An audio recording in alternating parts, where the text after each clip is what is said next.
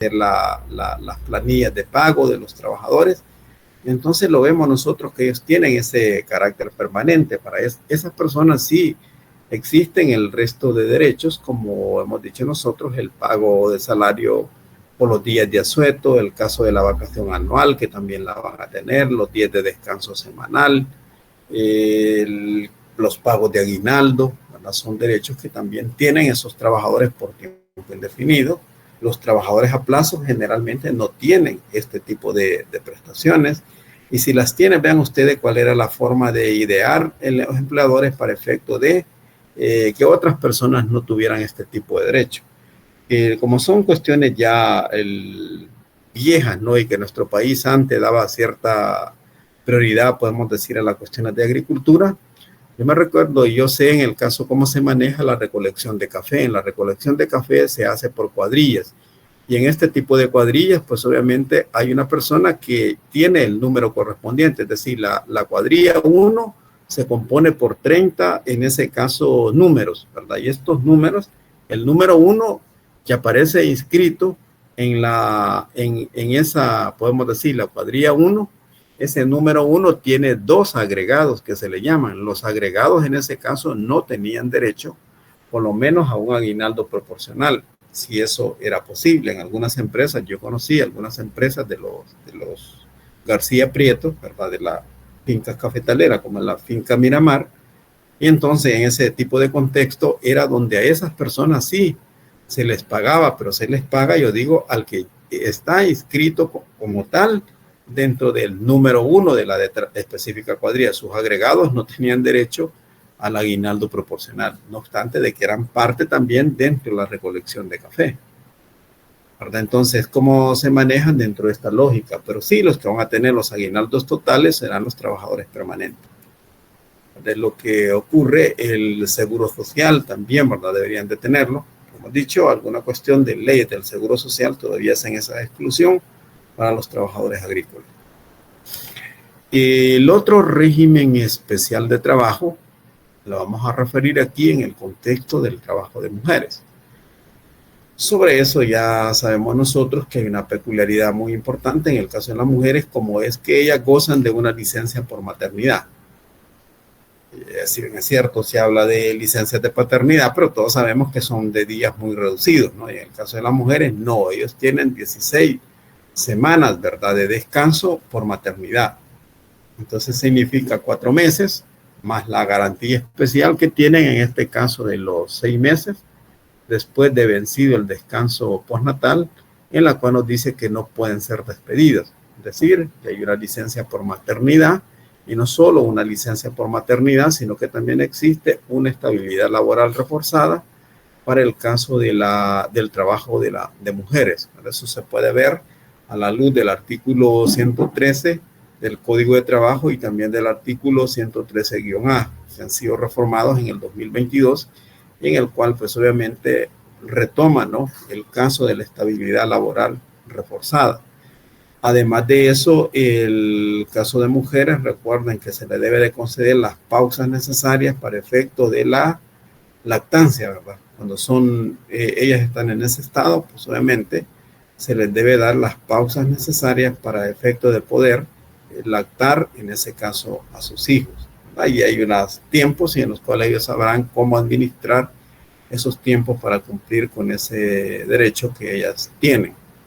Entonces se mueve en ese contexto. Y el caso de la instalación de salas cunas, como en algunos momentos se puede haber modificado esta normativa con tanta ley que está apareciendo, pero o se puede haber modificado también esto de la llamada ley de promoción, protección y apoyo a la lactancia materna, y pasar por aquella ley de alimento con amor que ahora hacen referencia también, y retoman el tema de la lactancia. Recordemos que todo este tipo de cosas y revolturas que ha habido últimamente, cambiando de nombres algunas leyes, pero no cambiando a fondo sus contenidos. Entonces sostenemos que son algunas variantes que están dentro de este régimen especial de trabajo, es decir, en el sentido que no pueden ser despedidas cuando están embarazadas, ¿verdad? Ese es el contexto en lo que respecta al trabajo de mujeres.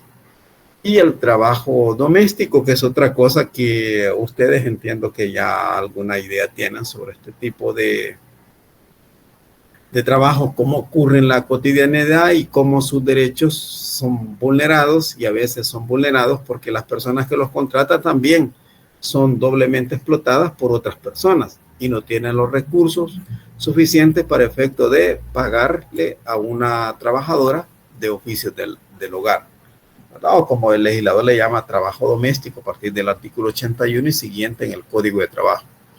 Pero sí, una cosa que aquí es clave tener en cuenta es que en lo que respecta al trabajo doméstico, para Eva Bentín, dice ella, ¿verdad?, que todas las políticas dirigidas a la elaboración de normas encaminadas a promover la igualdad de trato y oportunidades entre hombres y mujeres y eliminar la discriminación económicas, ¿verdad?, retributivas en el campo del mercado laboral, sociales, culturales, artísticas. Nosotros sabemos que ese tipo de política, pues obviamente no tiene ninguna aplicación en el ámbito del trabajo del sector doméstico, del trabajo doméstico. Ahí pues obviamente no existe este tipo de política dirigida a eliminar este tipo de discriminaciones. Recordemos que el caso del trabajo doméstico es un trabajo desigual, y no solo desigual, sino discriminado, ¿no? Que hasta ciertos motes o expresiones realizan para aquellas personas que realizan este tipo de trabajo doméstico, es decir, son, vamos a decir, discriminadas, ¿no? Entonces, esa es una cosa que también, digo yo, es un área bastante sensible en materia de los derechos laborales. Entonces, aquí nosotros vamos a tener a estas personas laborando, y en las cuales habrán este tipo de desigualdades y discriminaciones. Y a eso uno le puede agregar la cuestión de género también, ¿verdad? Porque ¿quién es que realiza el trabajo doméstico? Las mujeres. Yo creo que si un hombre va a buscar que lo contraten para realizar labores domésticas, no lo van a contratar naturalmente, ¿no? O a no ser que se trate, ¿verdad?, en ese caso de un restaurante, ¿verdad? Puede ser. Pero hay otro tipo de labor como cuidar niños, entonces, o cuidar una casa, o realizar las tareas domésticas de una casa. Un hombre que fuera a buscar ese tipo de labores no va a ser contratado, es obvio. Nadie va a tener confianza para dejar sus niños con un hombre. Entonces es una cuestión que de hecho habría que tener muy en cuenta. Y ahora, ver, del trabajo doméstico es un trabajo inseguro. Nosotros sabemos que de qué va a depender la continuidad del trabajo de esa. Bueno, de la continuidad de la empleadora en el mercado laboral. Y si a esa persona le pagan el salario mínimo, ¿qué salario le puede estar pagando a la otra persona que ha contratado para oficios domésticos? Esa cuestión es muy importante. Y el otro punto, ¿verdad?, que propicia la clandestinidad, y no solo propicia la clandestinidad, sino también propicia todas aquellas formas de la trata, ¿verdad? Recordemos que en ese caso existe la trata. Y en materia laboral, el tema de la esclavitud y la servidumbre. Así es que en ese contexto puede moverse también este tipo de trabajo doméstico cuando se da en el contexto de la clandestinidad. Esa es una cosa que es muy problemática y que tiene obviamente que ser revisada, así como tiene que ser revisada en el contexto de nuestro Código de Trabajo, los horarios de trabajo o las jornadas de trabajo de las trabajadoras de oficios del hogar. Nuestro Código de Trabajo hace referencia de que ellas deben de trabajar por lo menos 10 horas. En la forma como lo plantea el legislador con el caso de los descansos, quiere decir que ellas pueden trabajar hasta 10 horas diarias sin necesidad sin derecho, a pagos extraordinarios, a pago de horas extraordinarias de trabajo. Es una de las cuestiones, o el caso también de está expuesta a riesgos en materia de trabajo. Imagínese usted que trabaja en una pupusería, de repente estalle un chimbo de gas y la persona sufre un accidente de trabajo. Nadie, pues obviamente, tiende a responderle a esa trabajadora que estaba realizando ese tipo de labores, más que todo en el contexto, podemos decir nosotros, doméstico. Las jornadas de trabajo, y hemos dicho también el pago del salario mínimo, es un mínimo que en ese caso se le violenta, no obstante de que ya la Sala de lo Constitucional también, en una inconstitucionalidad por omisión, ya resolvió el asunto, en la cual decía que el sector doméstico también tiene derecho al salario mínimo, que debería incluirse en el rubro correspondiente dentro de en ese caso, del Consejo Salario Mínimo del Trabajo. Entonces es unas cosas que de hecho habría que tenerlas muy en cuenta. Y el otro punto que nosotros tenemos aquí también son los ataques a la dignidad de las personas que realizan este tipo de labores de oficios del hogar. Por ejemplo, están sometidas a ¿qué? A controles, ¿verdad? De la vigilancia con cámaras de video, para ver si cómo desarrollan el trabajo, para probar la honradez de ellos. A veces se deja dinero disponible, a veces hay otras estrategias bastante burdas, como son aquellas cuando ella es el día que le toca viajar a su lugar para llevar unos cuantos dólares, podemos decir, y ya le dice la empleada o la persona empleadora de ella: mira, hazme este favor, anda, cámbiame este billete a la tienda. Sabe cuánto va a caminar y es para registrarle, ¿verdad?, el caso de las cosas que ella lleva, para ver si haya metido cosas de la casa, ¿no? Entonces son, digamos, algunas cuestiones que me parece a mí como bastante atentatoria a la dignidad de las trabajadoras, en este caso de oficios del hogar. Y el otro punto, recuerden que a veces no solo están sujetas a la explotación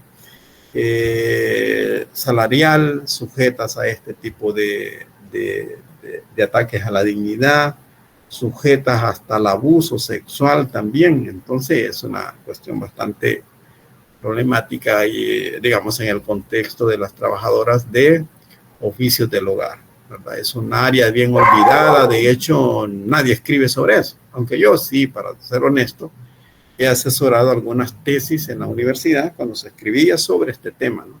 Sobre el tema del trabajo doméstico, ya he asesorado tesis. Y el otro punto que de hecho nosotros mencionábamos es en cuanto al régimen jurídico especial, que hemos dicho, regulado el artículo 76 y el artículo 83 de nuestro Código de Trabajo, pues desarrollando el tema del trabajo de oficios del hogar. Y sobre eso contamos también específicamente con el caso de normativas internacional a través de la Organización Internacional del Trabajo. También hay convenios referido al trabajo decente para las trabajadoras y los trabajadores. De hecho, no solo hace referencia a mujeres, sino también a hombres, de trabajadores domésticos. Así es que en ese contexto habría que verlo. Y el otro punto, los contratos aquí pueden ser verbales, además de que los contratos pueden ser verbales. Recuerden que hay ciertos periodos de prueba también de 30 días para efecto de ver si está uno en condiciones para laborar, y si no, pues dar por terminado el contrato sin responsabilidad para nadie. La remuneración no habla de salario. El artículo 78 del Código de Trabajo no habla de un salario, en este caso mínimo, sino que hace referencia a un salario convenido. Pero recordemos que ya está la inconstitucionalidad 143/2015, donde es una inconstitucionalidad por omisión, donde la sala pues le fija un plazo, en este caso al Consejo Nacional de Salario Mínimo, para efecto de que sean incluidas, pues obviamente, estas personas dentro de los rubros correspondientes. Y el otro punto es la jornada de trabajo, que ya el artículo 80 dice, ¿verdad?, el tipo de descansos que van a tener, ¿no? Un mínimo de 12 horas diarias son de descanso. De estas, 10 serán nocturnas y continuas, y las otras 2 deberán destinarse para las comidas. Entonces, ¿qué quiere decir? Que hay como un margen de 12 horas que obviamente esa persona la va a destinar para realizar labores dentro del lugar en la que le corresponde. Los descansos semanales, pues obviamente se tienden a darse, o tienden también a que sean acumulados. A veces ellas dicen, si son de lejos, esta semana no voy a viajar, pero esta semana me quedo, así es que la siguiente viajaré. Y ahí pues obviamente se le acumula los días de descanso semanal. La vacación anual, bueno, es otro asunto que también ellas tienen derecho, pero habría que ver si con el tipo de lugares donde labora. Imagine que si la persona que la contrata labora en una institución donde a ella tampoco le pagan la vacación anual, yo creo que será algo que no va a tener acceso a esa persona. Las licencias por enfermedad, pues obviamente que también las cuentan de conformidad al Código de Trabajo. Y las causales de despido son si adolece de enfermedad contagiosa, vicios o malos hábitos que esa persona pueda tener, la falta de lealtad también, ¿no? O insubordinación, ¿verdad? Porque también hay de todo, ¿no? Recuerden que cuando se han dejado muchachas cuidando niños, también hay abusos, o por estar en el celular o viendo las novelas, descuidan y una serie de cosas, ¿no? Eso es lo que ha llevado a veces también en la práctica que instalen esas cámaras de videovigilancia, ¿no? Para ver qué están haciendo realmente en la casa de este tipo de trabajadoras. Y en el caso de trabajadores adolescentes, bueno, ahí hay serios problemas. El tema de trabajo infantil es una cuestión que ya debemos darla a nosotros por zanjada o superada. Entonces ya no podemos estar haciendo referencia a esta idea por ahí, ¿verdad? Que nos dice, mire, hay una cultura que nos hace referencia a nosotros que el trabajo infantil educa. No sé hasta qué punto, ¿no? Eso podemos decir que educa cuando la edad, ¿verdad? Cronológica de la persona, pues obviamente está para cuestiones lúdicas como los juegos, el caso de los estudios y por ahí, ¿verdad? No en el sentido de que los niños estén dedicados al trabajo. Pero en nuestro tipo de cultura, recordemos en el campo o algunas familias que viven en extrema pobreza, solamente los niños los utilizan para el tipo de trabajo.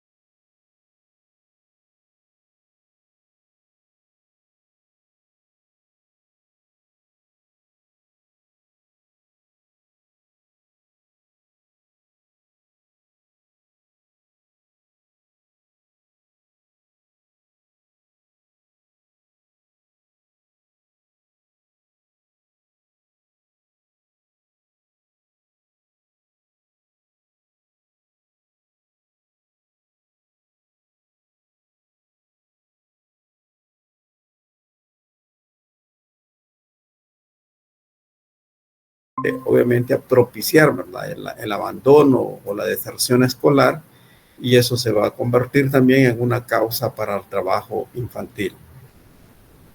Ya no es común, ¿verdad? Porque sí, hay unos par de años anteriores, o uno dice, ver 10 años, una mirada 10 años atrás, uno se daba cuenta, ¿verdad? De niños limpiando parabrisas y todo ese tipo de cosas, y otras personas, o que el caso de la mendicidad, a los niños hay personas que las mandan a pedir, ¿verdad? Y ese dinero lo llevan a aquellos padres alcohólicos o madres que son alcohólicas, ¿no?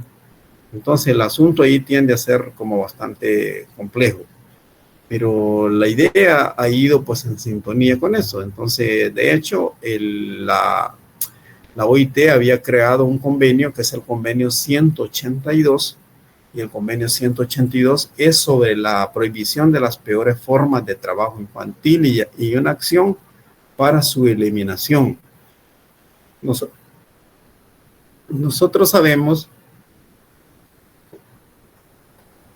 en este contexto que muchos niños en este caso eran dedicados, por ejemplo, a realizar ciertas actividades, por ejemplo, en el caso de los manglares, ¿no? En los manglares lo que ocurría era de que los niños, independientemente, imagínense ustedes, ser mordido por alguna víbora o alguna otra cuestión de que lo pues, pusiera en peligro específicamente la integridad física de los niños. Entonces los mandaban en ese caso los niños curileros que dicen, ¿verdad? Que andan metiendo la mano en ciertos lugares para ver que si sacan alguna, bueno, no sé, ¿verdad? Todo este tipo de mariscos, ¿no? Que se puede dar en este tipo de contexto donde esas personas ahí pueden ser, como dije, mordidos por una víbora en algún momento determinado, ¿no? Son labores de riesgo, entonces esas labores están prohibidas. El que los niños sean también utilizados en el caso de las zafras azucareras, en el caso de los niños que recolectaban basura a la basura que tiraban a campo abierto en aquellos momentos, también era una cuestión que me parecía bastante es obviamente atentatoria a la dignidad de un niño, a truncar en ese caso los sueños, las aspiraciones que todos tenemos para poder cumplir un proyecto de vida, ¿no? Yo creo que se vale soñar, ¿no? De hecho, hasta los mismos personas viejas también tenemos sueños. Entonces, ¿cuánto más una persona que esté en pleno desarrollo? Entonces, por ahí, este tipo de situaciones, como ya dije, son bastante sensibles, al igual de que el área del trabajo doméstico también, ¿no? ¿Verdad? Entonces, en este tipo de contexto, usted dice, bueno, pero aparece legislación, aparece, puede ser que en un momento estaba la ley de la niñez y adolescencia, después la ley Crecer Juntos, y por ahí, ¿verdad? Puede hacer otro tipo de referencia a uno. Mire, en el caso este, pues que los niños no deben de ser destinados específicamente para el trabajo. Ahora, el asunto es quiénes pueden trabajar en el contexto nuestro y en el contexto del Código de Trabajo, en el contexto de la ley de Crecer Juntos.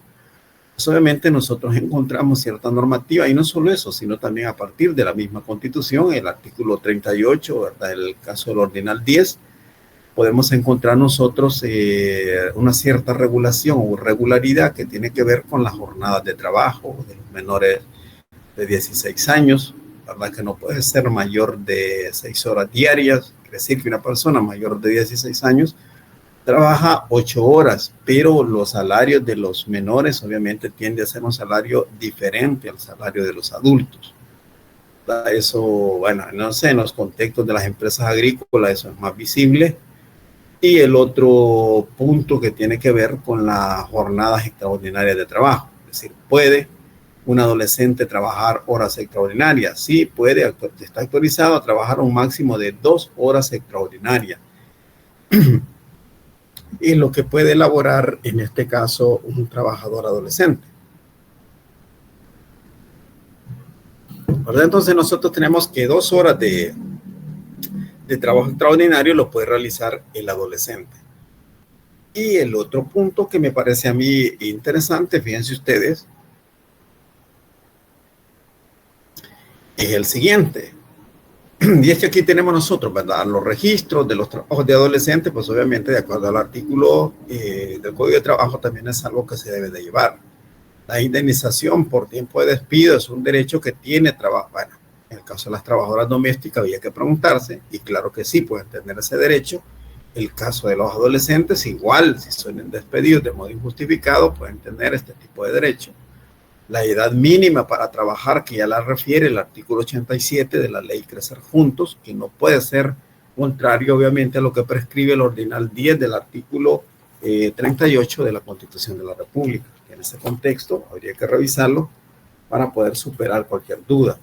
Y dice, los menores de 14 años y los que habiendo cumplido esa edad sigan sometidos a la enseñanza obligatoria en virtud de la ley, no podrán ser ocupados en ninguna clase de trabajo.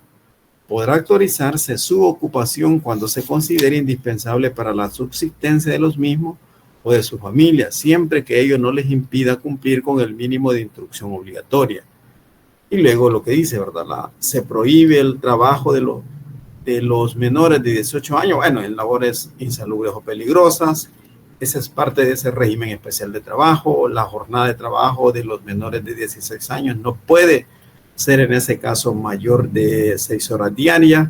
Y el caso es que los menores de 14 años no pueden ser destinados al trabajo. Entonces, son los menores. Entonces, quiere decir que los de 14 años o mayores de 14 años sí, ya pueden ser destinados en este caso para el trabajo. En lo que refiere el caso del artículo, el Ordinal 10 del artículo, en ese caso 38 de la Constitución de la República. Esa es la edad mínima que obviamente tiene que aparecer o ser congruente con ella la ley de Crecer Juntos, si no es contrario a la Constitución. Y la evaluación médica que obviamente dice la ley de Crecer Juntos que se debe de hacer a los niños de 14 años para ver si están o no en las condiciones físicas para efecto de poder dedicarse a una labor productiva. Y también el derecho, de acuerdo a la ley Crecer Juntos, que nos dice que tienen derecho a la previsión y a la seguridad social. Es decir, si comienzan a esa edad temprana, los descuentos ya pueden ir formándole una cuenta individual para el caso de una pensión en el futuro. Y también el derecho a la seguridad social que van a tener los adolescentes. Algo que a mí me ha llamado la atención, fíjense ustedes, es el caso de la propuesta de la reforma a la Constitución, porque en el ordinal, en este caso 10, ha referido el que la propone, el vicepresidente de la República, que los menores de 16 años, los menores de 16 años y los que habiendo cumplido esa edad sigan sometidos a la enseñanza obligatoria, no podrán ser ocupados en ninguna clase de trabajo. Dice los menores de 16 años. Entonces, ¿quiénes son los menores de 16 años? ¿Quiénes son en ese caso los menores de 16 años? Bueno, obviamente son los de 14, son los de 14, son los de 15, ¿no? ¿Verdad? Por el límite que hemos hablado ya en el caso que tiene esa Constitución. Y el otro caso que nos llama la atención es que refiere que la jornada de los menores de 18 años no podrá ser mayor de 6 horas diarias. Y recuerda que el Código de Trabajo vigente habla de los menores de 16 años, son los que tienen la jornada de 6 horas diarias. Ya los de mayores de 16 años, pues ellos cumplirán una jornada normal, una jornada de 8 horas. Sin embargo, siguiendo el criterio, ¿verdad?, de la Convención sobre los Derechos del Niño, de que una persona es considerado niño hasta los 18 años, pues obviamente ahí refiere que la jornada, ¿verdad?, de los menores de 18 años no puede ser mayor en ese caso de las 6 horas. Digamos, es una variante que tiene y que me parece a mí bastante importante. Luego, para ir cerrando el asunto, aquí tenemos el caso del trabajador aprendiz. El trabajador aprendiz, recuerden que hay una persona que se compromete a enseñar a otra un oficio, un arte, un oficio o cualquier tipo de actividad productiva, ¿no?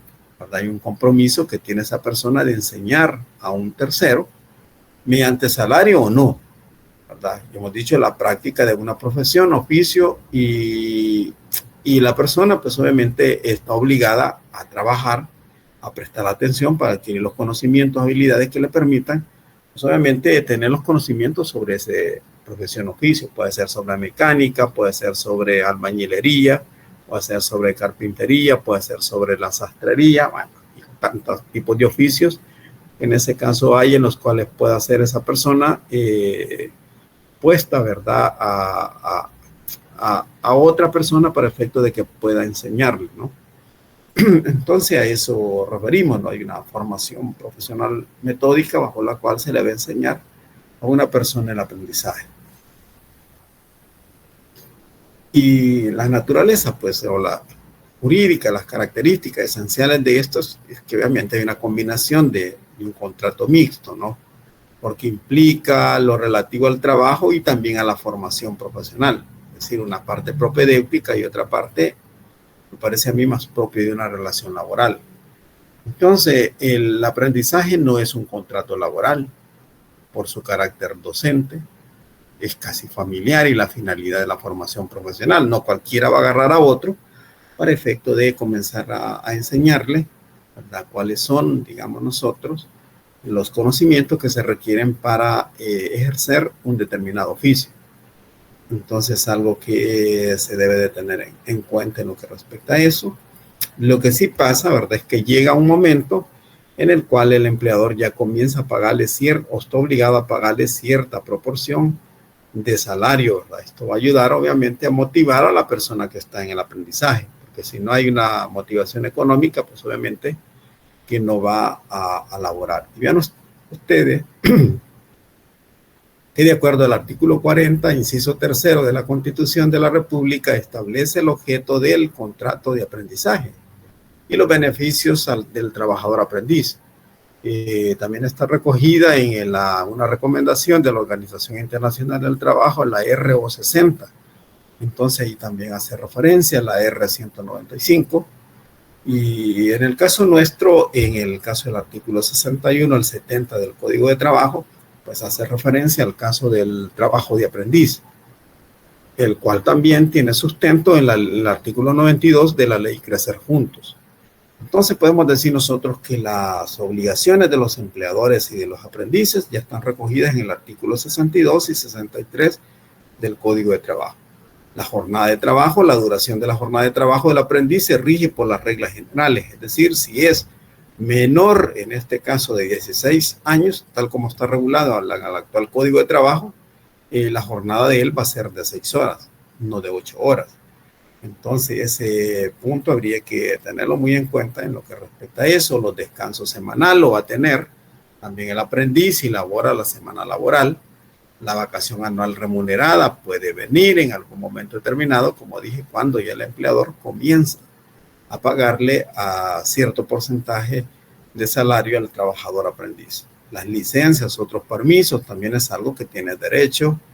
El derecho a salario mínimo, el trabajador aprendiz goza en materia de salarial, ¿no? De los artículos, en ese caso 65-69 del Código de Trabajo.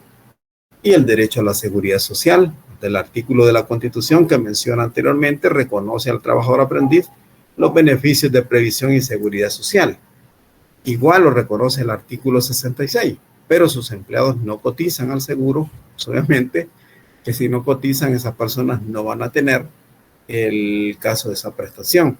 Pero como ven ustedes, el tipo de oficio que esa persona está en algún momento determinado aprendiendo, crea, podemos decir nosotros, ciertos riesgos para la salud, ¿no? Riesgos profesionales, como en el caso de una enfermedad profesional, podemos decir un accidente de trabajo, también es algo que puede ocurrir. Por lo tanto, ya es necesario el tema de la seguridad social, los registros de aprendices que lleva en este caso el Ministerio de Trabajo y Previsión Social. Y por último, el derecho a indemnización por despido. En caso de despido injusto, el trabajador aprendiz no tiene derecho, fíjense ustedes, a una indemnización, ya que de conformidad al artículo 68 del Código de Trabajo, el empleador o aprendiz pueden terminar el contrato sin incurrir en responsabilidad laboral. Es decir, que en ese caso, en cuanto a derecho a indemnización por despido, es algo que no lo va a tener el trabajador aprendiz. Esto del trabajador agrícola ya no lo sigo, porque obviamente eso ya fue parte de la discusión anterior. Así es que ahorita ustedes tienen el poder realizarme las preguntas que consideran pertinentes con relación a ese tema. Yo dije, la sesión del sábado son convenios 122 sobre política social de empleo y el convenio 111 que tiene que ver específicamente con la prohibición de la discriminación en el empleo y la ocupación. Así es que busquen esos dos convenios y los vamos a estar comentando en la sesión del día sábado.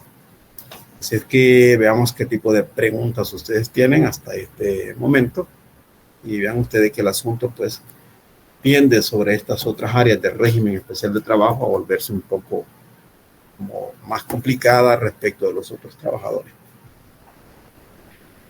No sé qué preguntas tengan o comentarios, cuáles son las reacciones. ¿Sí?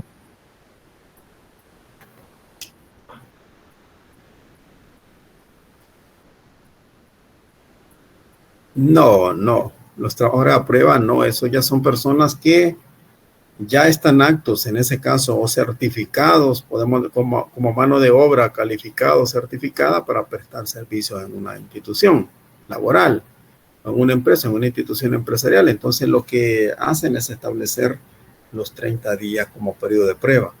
El aprendiz, no, recuerden que es una persona que ha venido, obviamente llega sin saber nada a un taller y por ahí hay alguien que realiza una labor propedéutica, docente o educativa, si ustedes quieren, en la cual le va dando las habilidades, destrezas que se requieren para poder tener el aprendizaje, ¿verdad? O la maestría en un determinado oficio. Eso es lo que de hecho sucede, así que no se puede comparar con el caso es lo mismo con el caso del régimen de trabajo a prueba o los 30 días de prueba en cualquier relación laboral. Bueno, ¿alguien más que tenga alguna pregunta?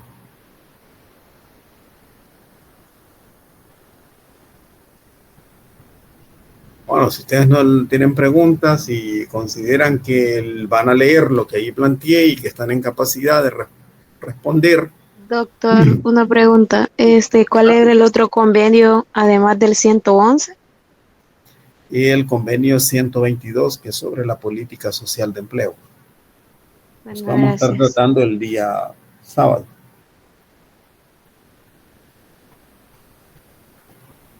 Bueno, si no tienen más preguntas, si ustedes creen que el caso del trabajo de mujeres, el trabajo a domicilio, el trabajo agrícola, el trabajo del aprendiz, el trabajo de menores, el trabajo en este caso de lo que habíamos referido en algún momento determinado, que tendría que ver, perdón, el trabajo a domicilio, el trabajo de mujeres, el trabajo doméstico, el trabajo agrícola, el trabajo de menores, en el caso del aprendiz. Si ustedes creen que todas esas cuestiones pues están bien, y por ahí dejemos el asunto. Cómo se replantean las diferencias en lo que respecta específicamente a materia del salario mínimo, en materia de algunas otras prestaciones, que son las cosas que obviamente comentamos ya anteriormente. Así es que como no hay pregunta, dejemos la sesión entonces acá. Doctor, yo tengo una pregunta. En el caso de un menor que tenga más de 16 años, ¿cuál sería el máximo que podría laborar? Son trabajo de menores, ¿no? Y en el trabajo de Sí. menores, por ahí le habíamos dado nosotros lectura a un artículo específicamente a la referencia al tema de trabajo de menores. Y ahí el legislador nos dice, miren, en el caso de menores, lo que van a elaborar ellos, pues obviamente son estos términos. Vean ustedes el artículo 114 y siguiente, ahí aparece que en el caso de menores pueden en ese caso laborar horas extraordinarias. Pero las horas extraordinarias, ya hemos dicho nosotros, que no pueden ser más de dos. De hecho, el artículo 116 dice, la jornada de los menores de 16 años no podrá ser mayor de las 6 horas diarias y de 34 semanales en cualquier clase de trabajo. Asimismo, podrán trabajar más de 2 horas extraordinarias en un mismo día,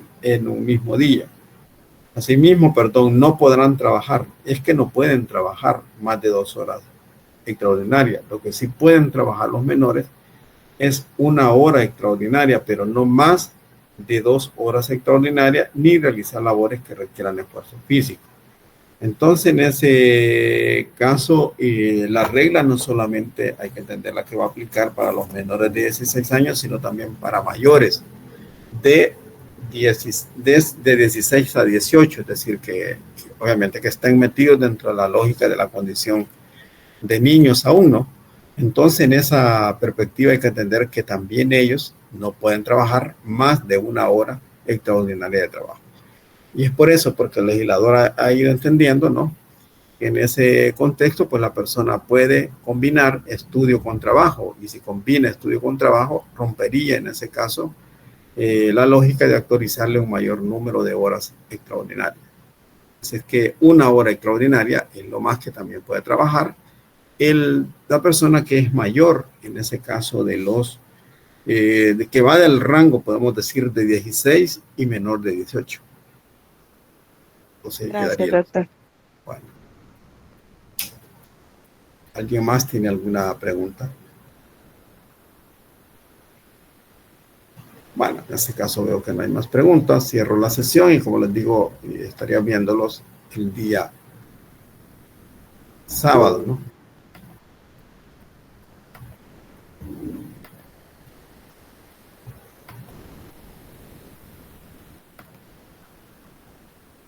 Bueno, buenas noches a